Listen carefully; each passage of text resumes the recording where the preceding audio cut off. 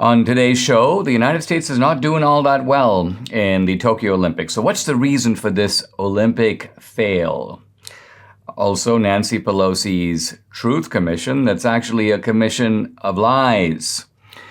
Texas Lieutenant Governor Dan Patrick joins me to talk about the border and also about the runaway Texas Democrats. Debbie and I are going to talk also about the latest BLM shakedown. And finally, I'm going to talk about Shakespeare's Richard II and how he bears an uncanny similarity to the Republican Party. This is the Dinesh D'Souza podcast.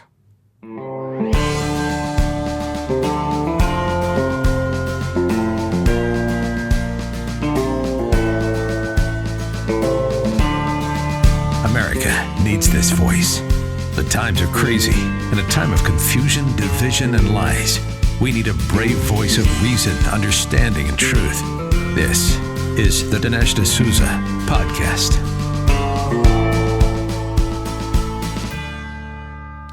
For decades, the United States has absolutely dominated the Olympics and swept the medal counts, defeated other huge countries. And what made these victories especially important is the other countries would feature, in a sense, professional athletes. Think about the Soviet Union, where it was a job, a career to be an athlete. Same with countries like China.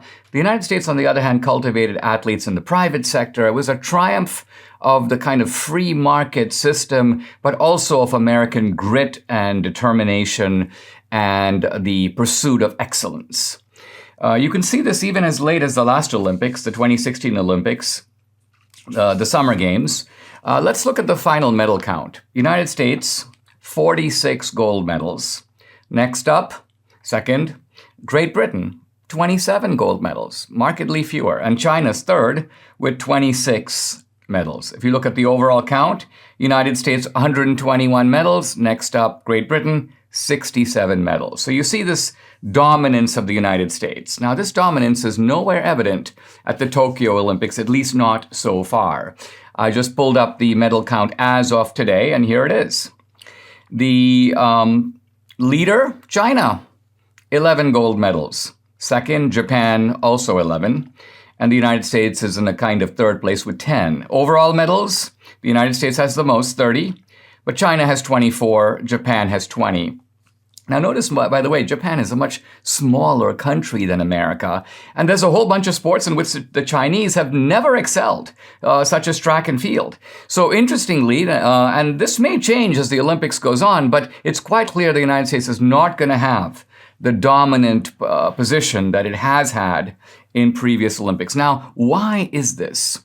I want to argue that the reason for it, and the reason that we see time after time people who are kind of expected to win, overpraised, made into almost cult figures, and then they crash and burn. The most blatant example is Simone Biles. She was made into sort of this great hope of America, and boom, she withdraws and gives Russia the gold medal. She's also withdrawing from the all-round competition. It's just horrible. And now they're trying to turn, you may say, defeat into victory by saying, we really admire her courage, and she was amazing, and she was true to herself. All right. So that's an important phrase, being true to yourself. It's almost as if the Olympics has now become, at least for the progressives in the media, about something other than winning. Remember that for the ancient Greeks, the Olympics was a matter of life and death. It was not a matter of finding out who you are, being true to your feelings. And we see the way in which not just this broad therapeutic culture, let's call it, and by therapeutic culture here, I mean a culture that emphasizes how you feel, specifically how you feel about yourself. But also woke politics. Woke politics has penetrated all our sports. We've seen it with the NFL, we've seen it with the NBA, and we've seen it with the Olympics. It's happening now. Here is a writer for ESPN, and this is part of what shapes the overall kind of psychology of the sport. This is a guy named William Roden. He's talking on CBS this morning, and he's saying when he saw the American flag at the Olympics, it was very disturbing to him. Why? Because it reminded him of January 6th. He goes, quote, "I love the opening ceremonies, March of Countries, and I realized, man, particularly after these last 4 years, I had it wrong. Nationalism is not good. We've seen the rise of white nationalism." So here's every other country celebrating its nationalism, cheering its athletes. And here is this ESPN guy basically saying, nah, I don't like it. I don't like this American flag waving. And of course, we've heard about athletes who want to burn the flag if they get to the podium. Happily, I don't think those athletes will get to the podium. Megan Rapinoe taking a knee, and then, first game up against Sweden. Whoops, this highly heralded U.S. women's soccer team. Oh, they've been 41 wins in a row. Boom, 3-0. They lose. Humiliating defeat. Now, let me turn to Simone Biles, because it's not, I have a certain measure of sympathy for her. She's a very young, these young gymnasts they're not even fully mature. And it is a lot of pressure. And there's no question that even before the Olympics, with media and social media, there is an absurd elevation of expectations. And so she, you may say, flamed out. Initially it was supposed to be an injury. It turns out it's not really an injury. It's, quote, mental health, which is to say that she was having trouble, you may say, coping with the psychology of competition at that level. Now, the problem with this, of course, is that, look, there are people who have mental health problems. We can't confuse mental health in general with the specific flaming out psychologically because you can't take the competition. That's a whole different matter. In other words, what I'm saying is that to be an athlete requires not just physical, but psychological toughness. This is understood in every sport. Imagine if, the world heavyweight champion opted out of the boxing competition because, I was having some mental health issues. I mean, it just kind of, my mind failed me at the last minute. I think I need to really improve my mental health. Well, yeah, okay, but maybe you shouldn't be competing at that level. And let's remember, Simone Biles took the place of someone else. She let down her team. What I find particularly repulsive is this idea that somehow, it's one thing for the media to say, let's maintain a dignified silence. This is all really embarrassing. We kind of created this cult figure and now that narrative is in tatters. Let's just privately regret we did that. But no, here's an article in the New Yorker, The Radical Courage of Simone Biles. Here's an article in New York Magazine, Simone Biles just demonstrated a true champion mindset. And this whole preposterous conversion of sort of failure into success, defeat into victory, almost celebrating defeat. I mean, I'm almost worried that this is what's going to happen in the United States, that what the left will do is they will drag this country down. But even as it goes down, they'll be chanting jubilantly, "Woohoo! Look at us! We're amazing! This is our final victory. This is our greatest triumph. Throwing ourselves into the abyss, going into obscurity. Man, we couldn't. This is our greatest moment." Wow. Think of the famous lines from Patton's opening speech where he talks about the qualities of America, and he talks about the fact that Americans hate to lose. And he says, if I see someone who loses and laughs, he goes, I can feel only contempt. I'm paraphrasing, for that kind of a person. And that's my sentiment right now. I look at the left, I look at our therapeutic culture, I look at all this woke nonsense, but I look at other countries which demand more of their athletes. They demand more, they train for more, they aim at not just physical, but psychological toughness, and that ultimately pays off on the medal stand. Mike Lindell is in the middle of his towel special, and we just can't stop ordering them. We got some yesterday, and we've ordered more. By the way, we've replaced all our towels with MyPillow towels, and now Mike Lindell has a special that we can't pass up, so we're going crazy. You can't have too many towels. The ordinary towels don't dry you that well. They feel soft and lotiony in the store, but you take them home and they don't absorb. Why not? Because towel companies typically import the product and then add softeners that make the towels feel good, but they don't dry you very well. Mike Lindell has solved this problem. He created the best towel company right here in the USA. MyPillow has proprietary proprietary technology to create towels that not only feel soft, but actually absorb and leave you feeling fresh and dry. MyPillow towels come with the MyPillow 60-day money-back guarantee. For a limited time, Michael Lindell is offering a ridiculously good deal on his 6-piece towel set. Now, this includes 2 bath towels, 2 hand towels, and 2 washcloths. All made with USA cotton, soft and yet absorbent. Regular price, $109.99. Mike is offering them for $39.99. A great deal. Call 800-876-0227. That number again, 800-876-0227. Or go to mypillow.com to get the discount. You got to use promo code DINESH, Dinesh.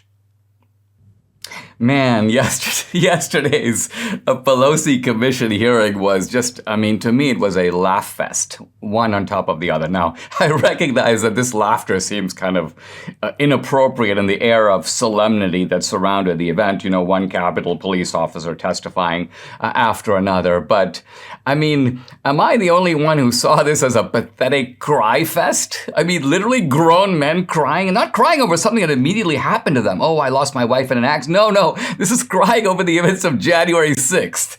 Unbelievable. Schiff pretends to cry. Kinzinger pretends to cry. The cop pretends to cry. One after the other. And you know that they're all faking it because 5 minutes later they're chuckling, laughing, high-fiving each other. So this is all massive theater. My favorite, of course, is is this guy, Sergeant Aquilino Gonell. He starts off with the crying, and then he basically goes, I thought I was going to die. I thought I was going to die laughing, but here we go. Just take a little glimpse of this. I could feel myself losing oxygen and recall thinking to myself, this is how I'm going to die. This guy's trying to die because he's apparently blocking an exit. This is a guy from the Dominican Republic. It's kind of funny to listen to him because he has these massively eloquent statements, but he can barely read them, making it really obvious that somebody else wrote this stuff. Long, circuitous sentences. You just have to watch this. You can catch it on social media and you're going to realize, you know what? This is all scripted. This is all fake. This is not a commission of truth. This is a commission of lies. And one lie on top of the other, first of all, the invocation of the good old Sicknick lie. This was a Capitol Hill police officer, Harry Dunn. He goes, the Sicknick died of injuries sustained from the riot. Completely false. Medical examiner reports Sicknick died of natural causes. The absolute worst was Officer Dunn. And this guy was obviously, lying through his teeth. First of all, he goes, one woman in a pink MAGA shirt yells out the N-word.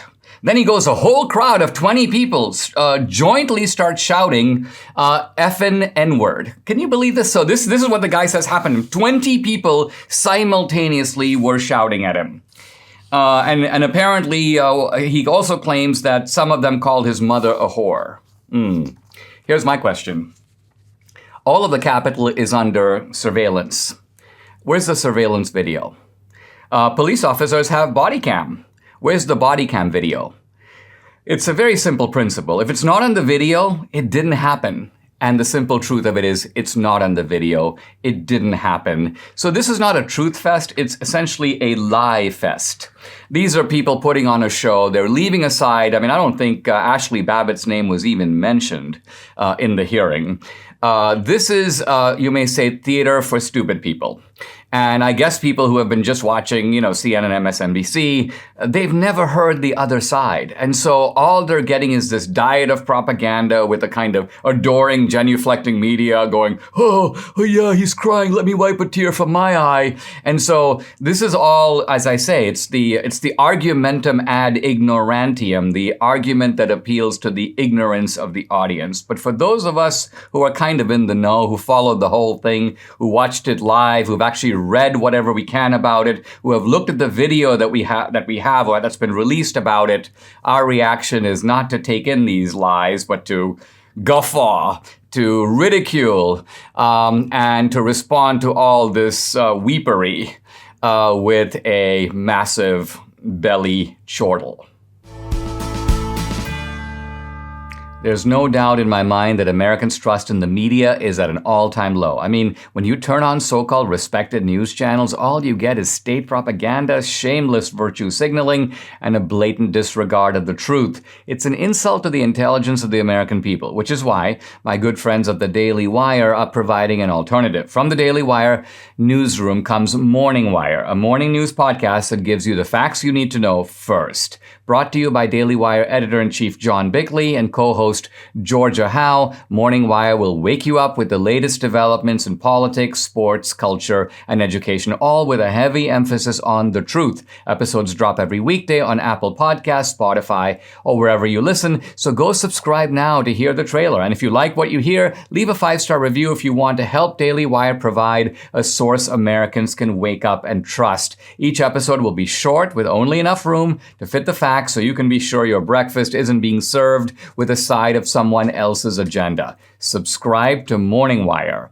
as soon as you can.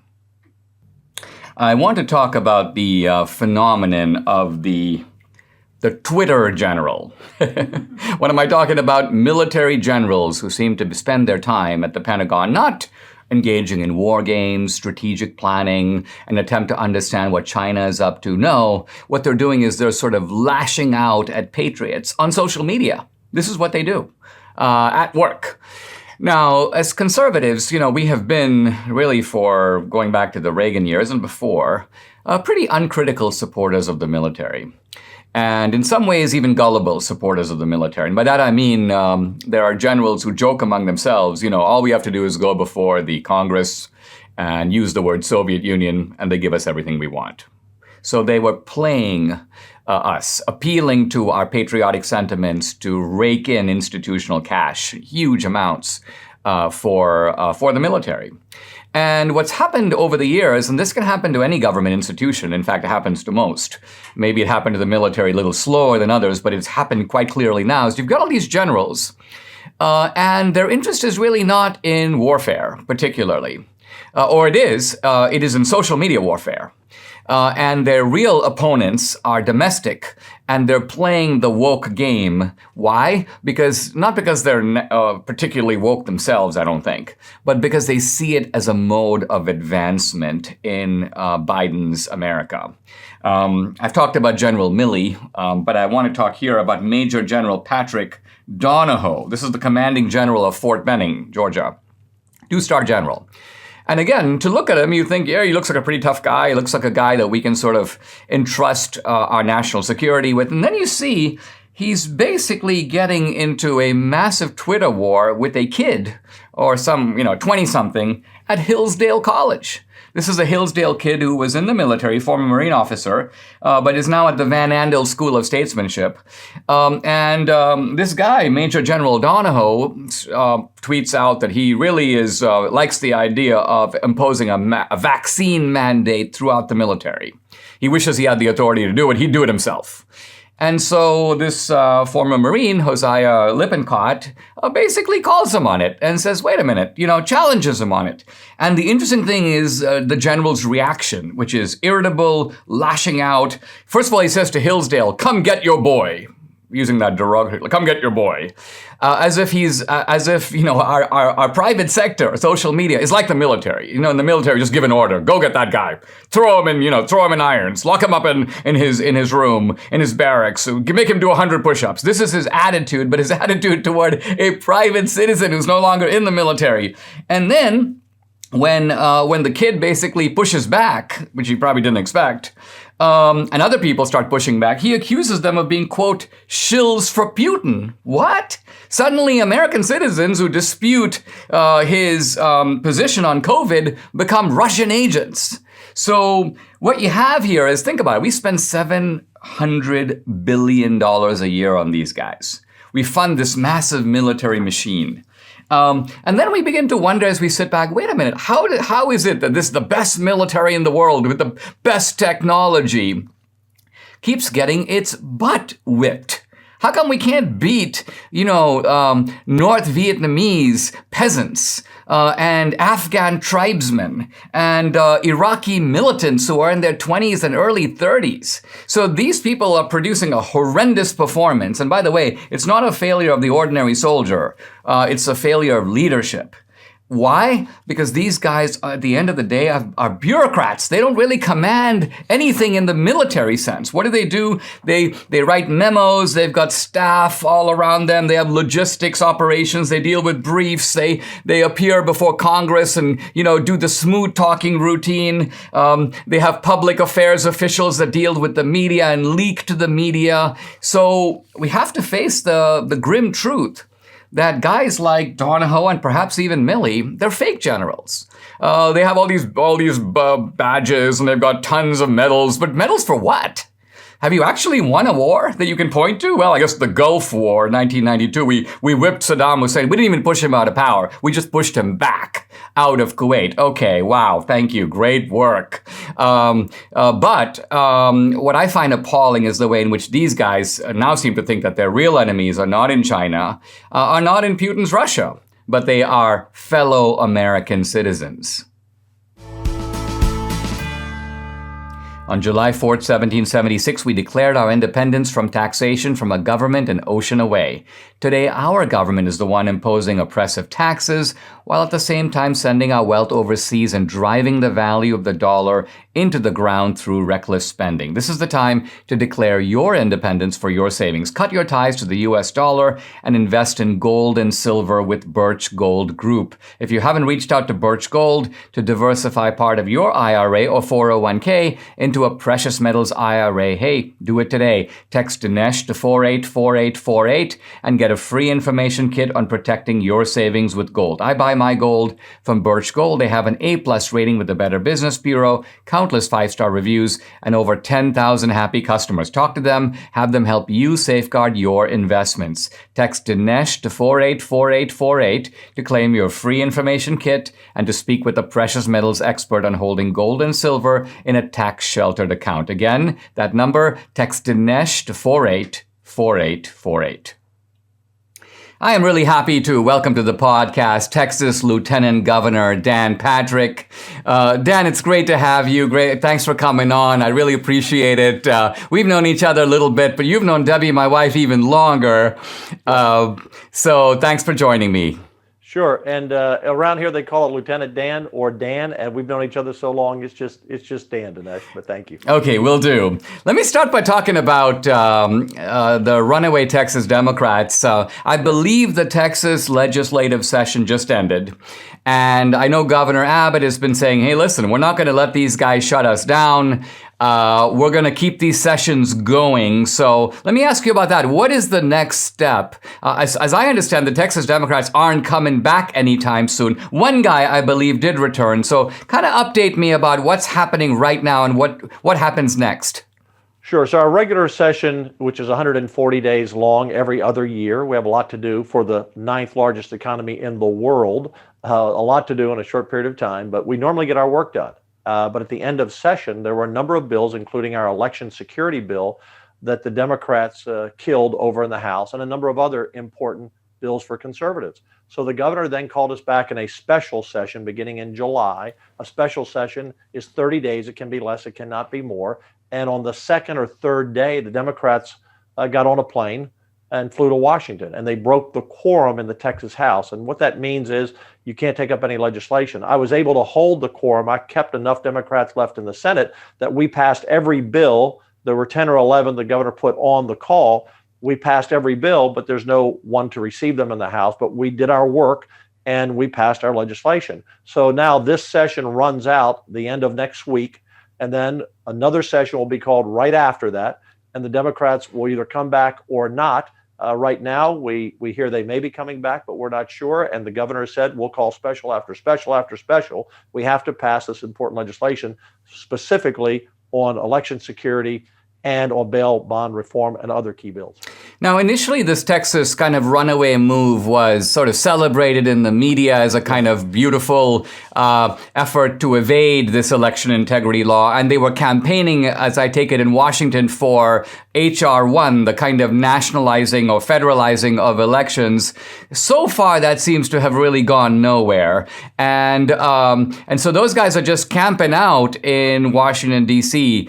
If you were them, would you just stay there, or do you think that they're going to feel the pressure to come back?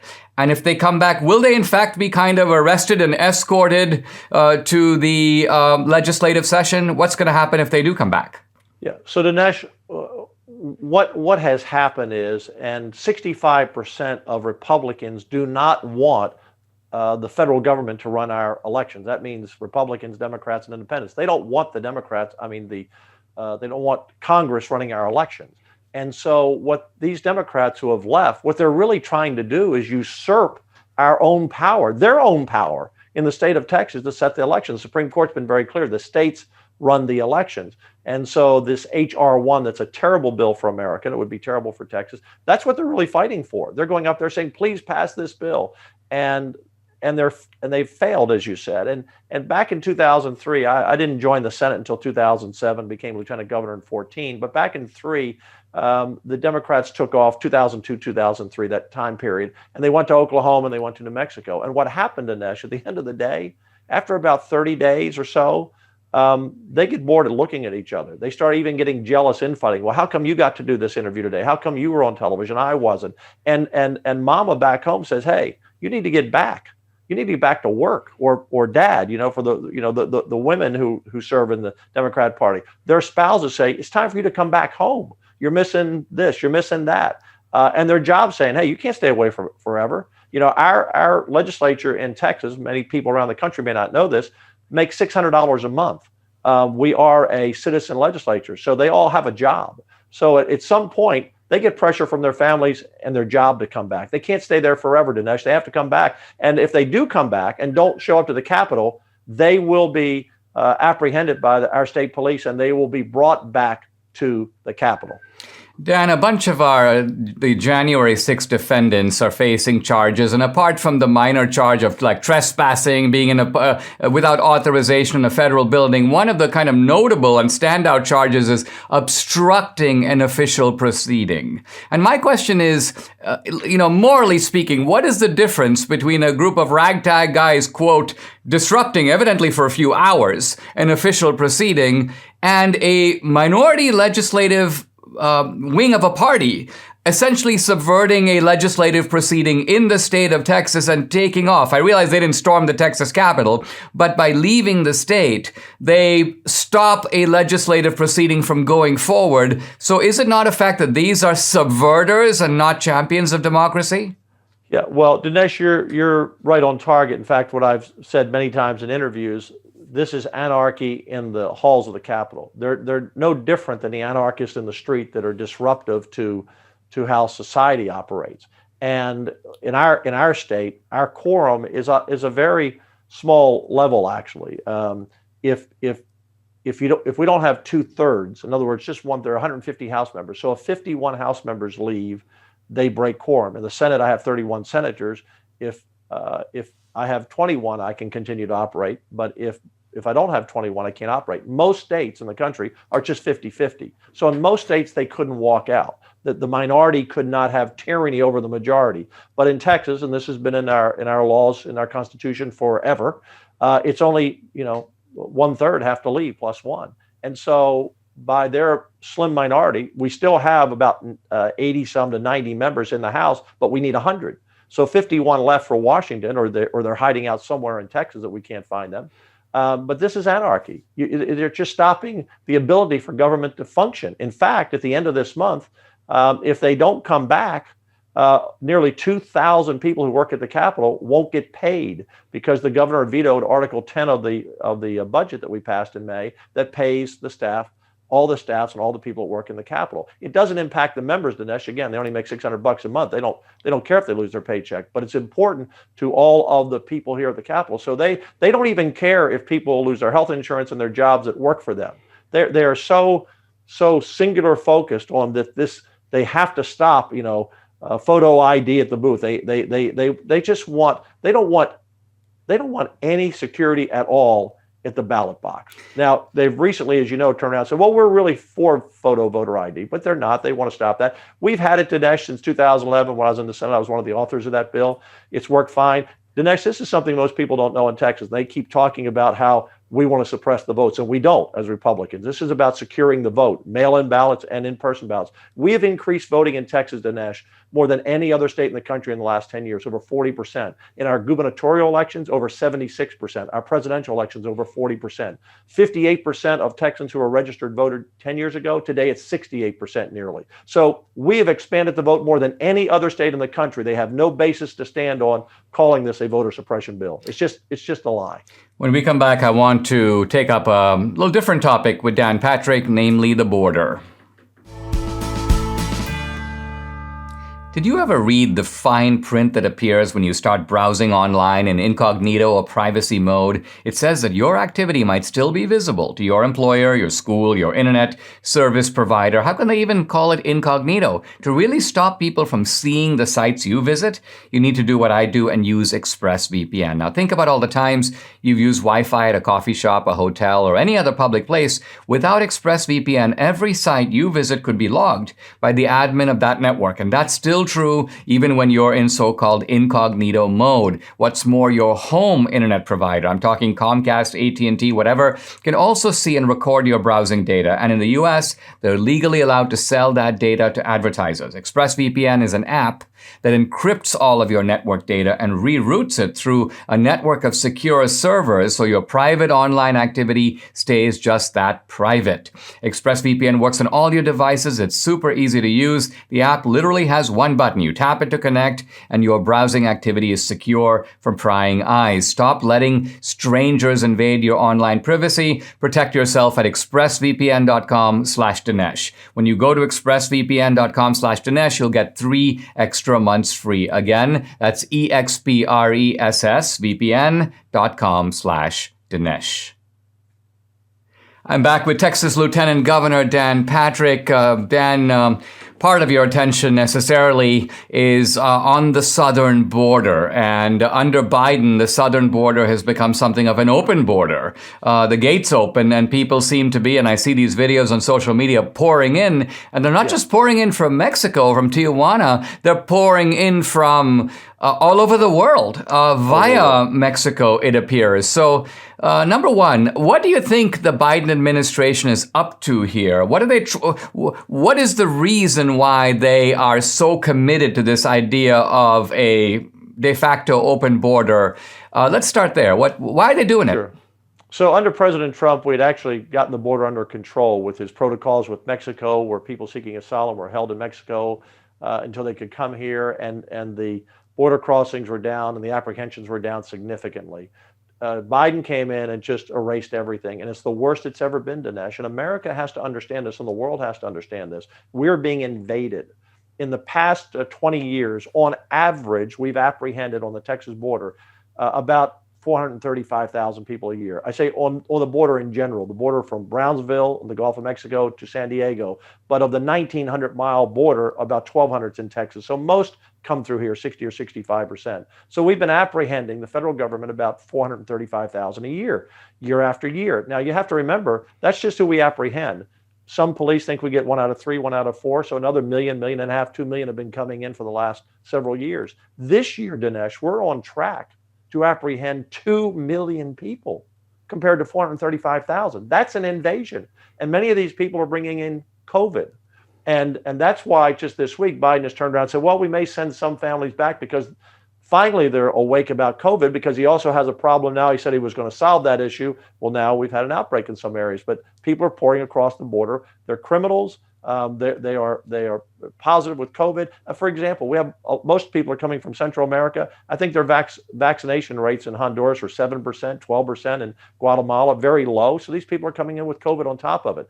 But the plan here, and here's the key question, Dinesh: do they have their back turned on this and don't know what's going on? No, they know exactly what's going on. This is a plan. They want millions. And again, if 2 million are apprehended, another 2, 3, 4 million get in for the next 3 or 4 years between now and the 2024 elections. That's 10 million people, 12 million, 14 million people that will come in. Many over 18, they want to give them citizenship, they want to register them to vote, and they want to take over the country with these people who are now invading our country. That's their plan. They don't ever talk about it, but that's their plan. So you're saying really they're seeking not perhaps a demographic replacement, but a demographic shift in America because they think that there's some demographic inevitability that these people will stay, and at some point they're going to have to become citizens. And who are they going to be grateful for, if not to the party that let them in the door? Yeah, well, not only that, Dinesh, but if you look at the immigration into Florida, for example, most of those people were fleeing Cuba or fleeing some repressive government somewhere. They came into America for liberty and freedom.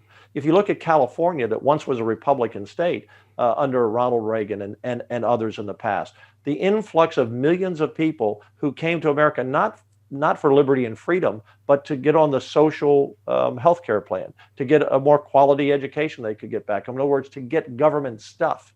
And these are a lot of good people. Look, everybody wants to go somewhere and improve their family life, but we have to do it in a legal way, not in an illegal way. And what happened to California? Compare California to Florida. Florida is still Republican and conservative, and California has become one of the most liberal states in the country. They totally took over California. That's what they're trying to do to America, because the people are coming now, and look, they're not all criminals. They don't all have COVID, but there are a lot of bad actors coming in. Okay, let's be very clear about that. A lot of gang members, a lot of serious felons that we're catching and apprehending. But most of the people that are coming over are trying to better their life, but they're coming here not for freedom and liberty and the American way. They're coming here just to make a better living and coming from more socialist governments. And that's what they're used to. And that's what the Democrats are offering. Come to America. We want to turn it into a socialist nation, just like you left. Kind of what you're saying is that the Democrats have almost successfully established a one-party state in California. There's a Republican opposition, but it's just a token opposition. Right. And that's kind of what they want to do to the country. Right. And they did that over 20 years in California, 30 years. But this is their long-term plan. The left, look, you have to take over. If you want to take over a country, you have to take over the education system. And they're doing that in K through 12 in many states. Higher education. You have to take over the media. They've done that. It's not the mainstream media. It's the Marxist street media today. Except for Fox News, yourself, and a few other outlets, it is the Marxist stream media. And the third stool of taking over the country is just to take over the electorate. And that's what they're doing. And because when you get down to most of the people who are here in Texas in the past were coming from Mexico. Now it's less than 20% usually coming across from Mexico. But the people that have come here from Mexico particularly, hardworking people, they're a part of our culture. In the Valley, they're now changing from Democrat to Republican Party because they want to protect our border. They want to protect our economy. They work hard. They don't want big government. They don't want high taxes. And so when I go out and campaign as a Republican, if I go into a room of 100 Democrats, Hispanic Democrats who have always voted Democrat, Dinesh, and I say I'm for pro-life, which most Hispanics are, most Mexicans are, Mexican Americans. I'm pro-life. I'm pro-Second Amendment. I want great educational opportunities for you, charter schools. I want economic opportunities for you, low taxes, smaller government, and I want to secure that border from criminals. I'll get 15, 20 that will convert and vote for me. But if a Democrat walks into a room of 100 Republican Hispanics who have always voted Republican, and they say, I'm for abortion, I want to take your guns, I want open borders, I want to raise your taxes, I want to kill the oil and gas industry, which a lot in the Valley work in, they don't walk out with any votes. So when it comes to hardworking people who want to come to this country for freedom and liberty and be part of the American dream, Republicans do very well with those folks. But the people that are coming in now, I can't get in the head of everyone who's crossing the border illegally, but most of them are coming here because they want a better way of life. They're in poverty. They see this great social safety net in America, and that's what they're coming for. They're really not coming as other immigrants in the past did to become part of the American dream, in my view.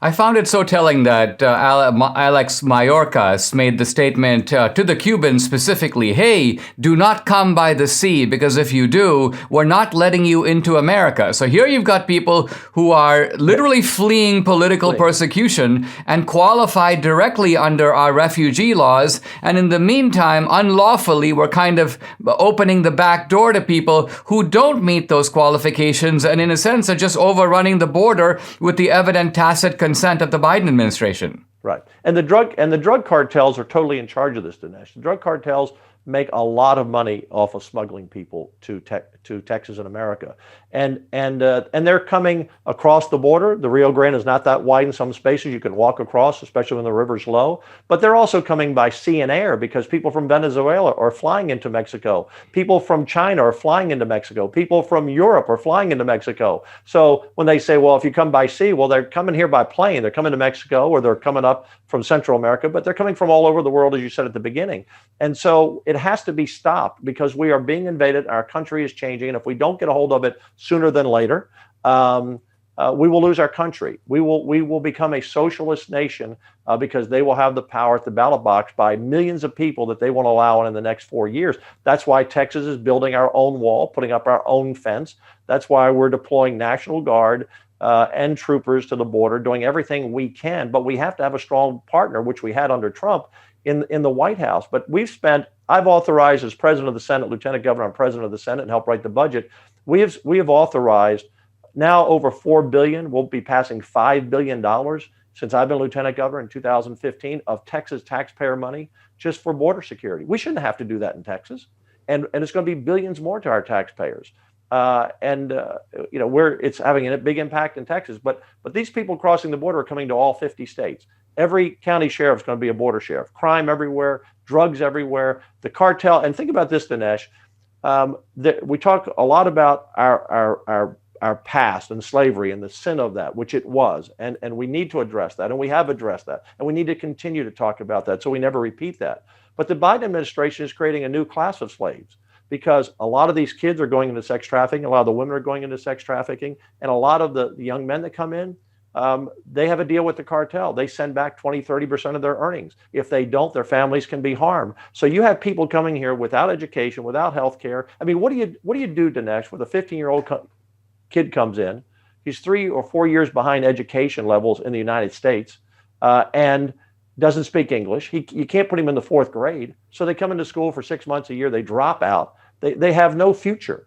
And so they fall on our social safety net system, or they go into a life of crime, but they're always sending money back to the cartels. The money's flowing back. They've been enslaved by the cartels coming to America. And the Biden administration doesn't seem to care about those women, children, or those young men who are coming here. Legal immigration, that's what Republicans want. That's the system we should have. And that needs to get done. Wow. So you're saying they're just doing it for their own purposes. And I agree completely. Dan Patrick, thanks so much. I really appreciate your coming on the podcast. Thank you, Dinesh. You know, when someone asks you, how are you? Do you really ever stop to think about that? I mean, remember just a few years ago when you had so much more energy, when you were more vibrant, back when you felt so much healthier than you do now. And you can't just blame aging for how poorly you feel. You got to get the right nutrition back into your body. That could be what you're missing. You should try Balance of Nature. Now, just knowing you're getting vital nutrients every day sourced from 31 fruits and veggies, that's going to make a huge difference in your life. 10 daily servings of fruits and veggies, all in 6 small capsules. They're absolutely no trouble, always fresh, nothing artificial, and ready to take. Join me and experience the Balance of Nature difference for yourself. Now, for a limited time, all new preferred customers get an additional 35% discount and free shipping on your first Balance of Nature order. You got to use discount code AMERICA. Now, the number to call is 800-246-8751. 800-246-8751. Or go to balanceofnature.com. Use discount code AMERICA.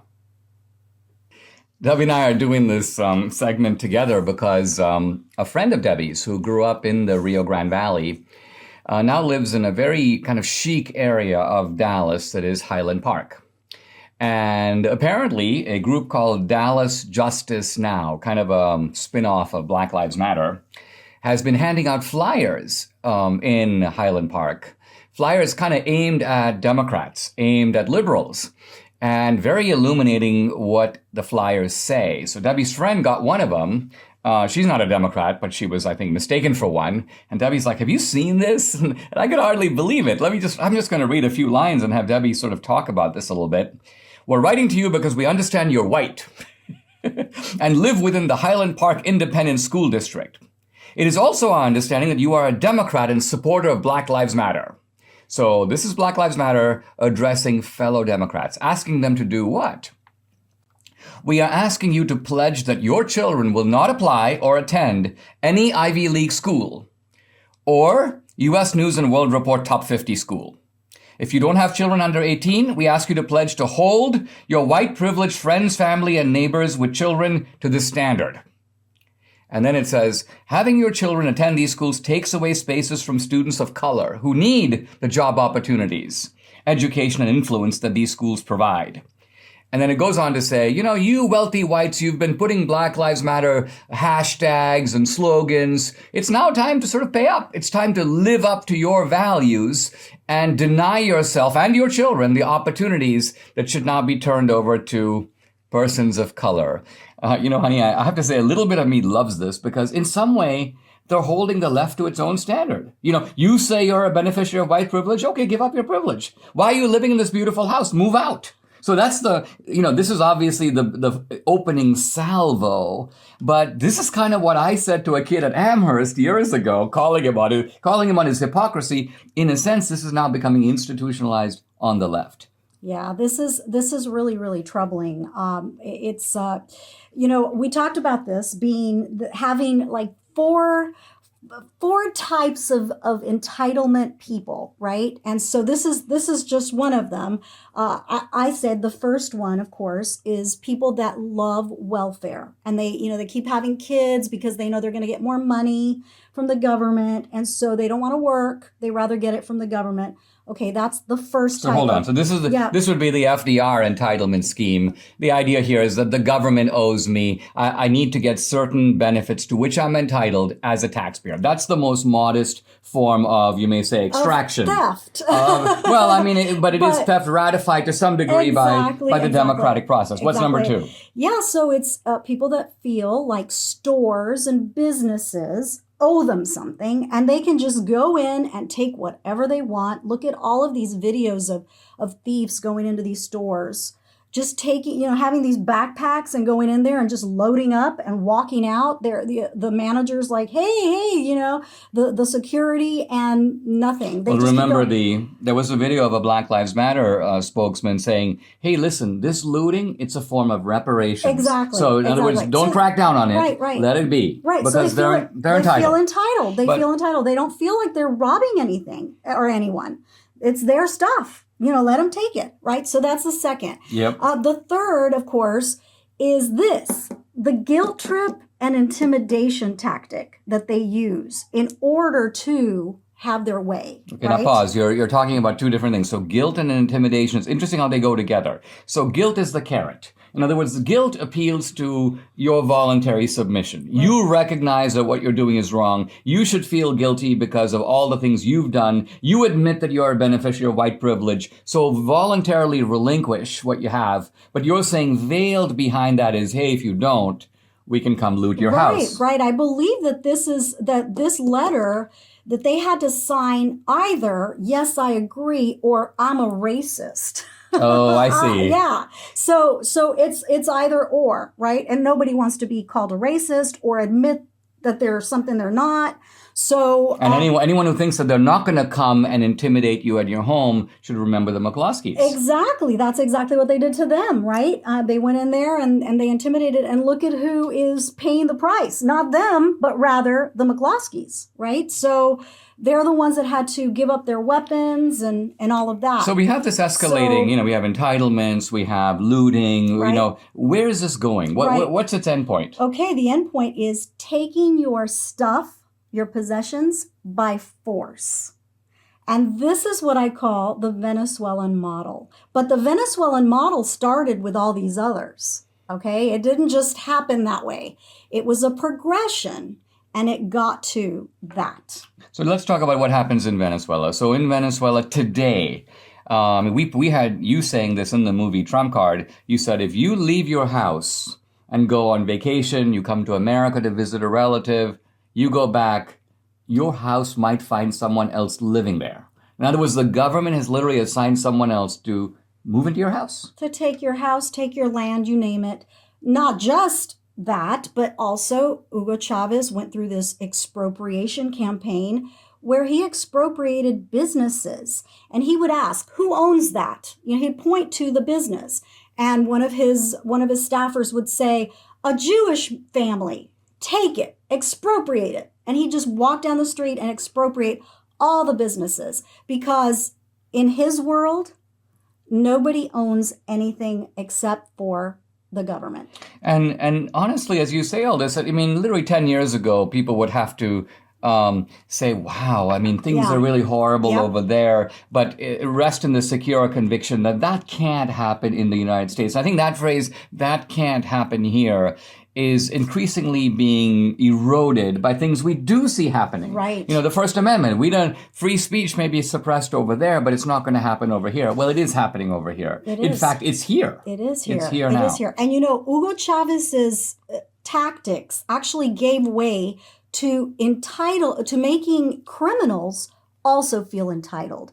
As a matter of fact, now the government is cracking down on gangs, criminal gangs that extort people, they just go in and take things from your house, just like the thieves here in America go into Walmart or Target and take things. These criminals go into people's houses and do the same thing.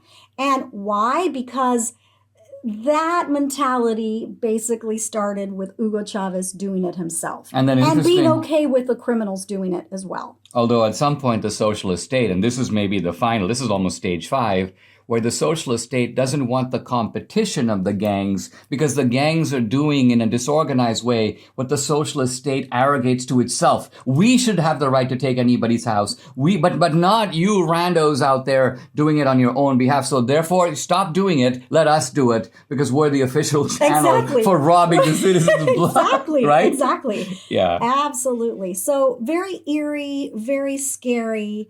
And I think people need to just say no. Yeah, this direct escalation, I think, represents a kind of a clue to where the left is really headed. The complete disrespect of private space, private property, and earned benefits, which are now all ascribed to white privilege. And their point is, if you got it unfairly, if it's stolen goods, give it up, man. You really can't have too many towels. That's what we're discovering, Debbie and I, and we're just going crazy because Mike Lindell has this amazing special on his towels, and we are taking full advantage of it. For a limited time, Mike Lindell is offering ridiculously good deal on his 6-piece towel set. Now, the set includes 2 bath towels, 2 hand towels, and 2 washcloths. They're made with USA cotton. They're soft yet absorbent. They're fantastic. They're regularly $109.99. He's almost given them away. $39.99. That's a special, $39.99. Call 1-800-876-0227. Again, that number, 800-876-0227. Or go to MyPillow.com. Make sure to use promo code Dinesh. One of the wonderful benefits, blessings of reading history, but also reading literature, historical literature, is that it enables us to see the present in the light of the past, to understand the present more deeply, because we see parallels, sometimes in very different contexts or circumstances in the past. I want to talk for a little bit about Shakespeare's Richard II, one of his great history plays. And my topic is Richard II and the Republican Party. Now, I'm going to outline very briefly the plot of Richard II, and I think you will begin to see the parallels even as I do that.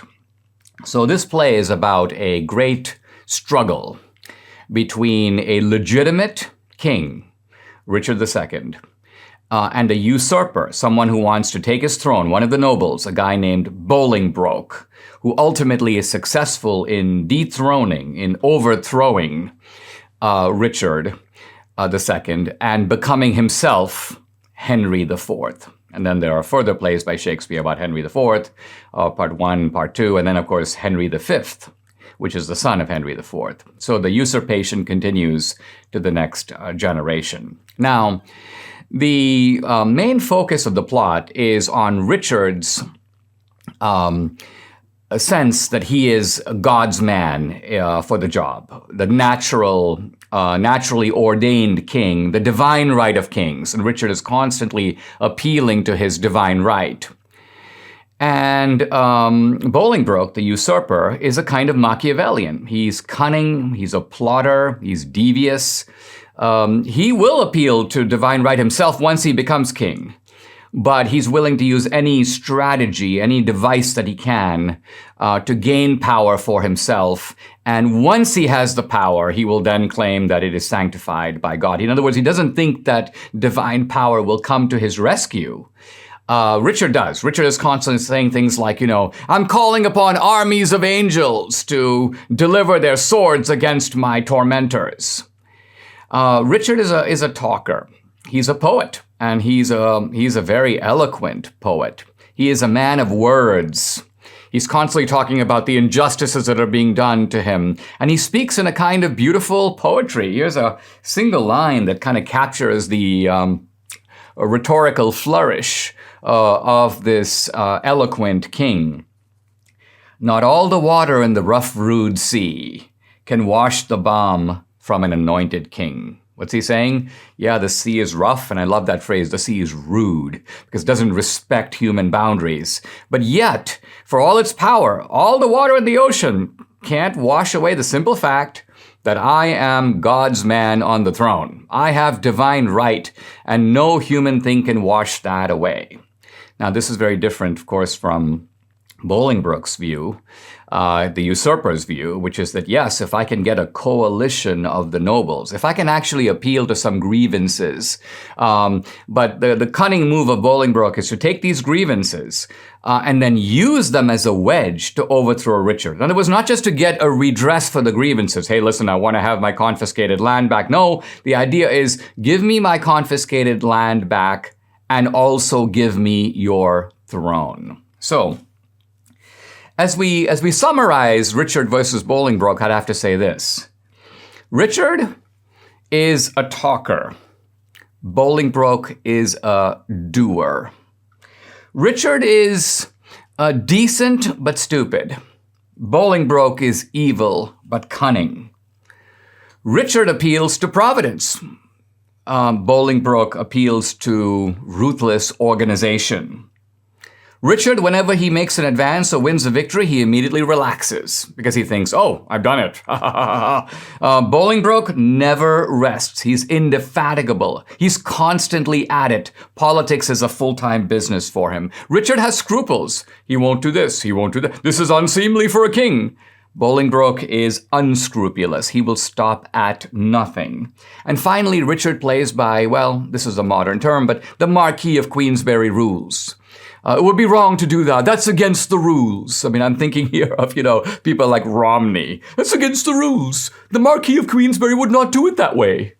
Bolingbroke is full-on Machiavelli. There are no rules. Or to put it differently, you get to make the rules and you devise the rules in such a way that your opponents are discouraged and constantly disadvantaged. The throne remains yours in, you may say, perpetuity. So don't you see here in laying out these rival characters, the psychological characteristics of the two major parties? Here's the Republican Party. It's almost a definition of Richard. Decent but stupid. A party of talkers. Oh, we've been wronged in this way. Look at the double standards over there. Appeals to inaction. Let's just wait. Things will work out. Relax after a victory. Won the election. There's nothing more to do till the next election. Then we can kind of get whipped up into a frenzy again. Scruples. You know what? Yes, the other side did that. They used the deep state against us, but we can't use the deep state against them. They're packing the court, but we'd never dream of packing the court. And so ultimately what happens is that the decent side ties its own hands, while the bad guy has the freedom to roam uninhibited. And then at the end, guess who ends up with the throne? Subscribe to the Dinesh D'Souza podcast on Apple, Google, and Spotify, or watch on Rumble, YouTube, and SalemNow.com.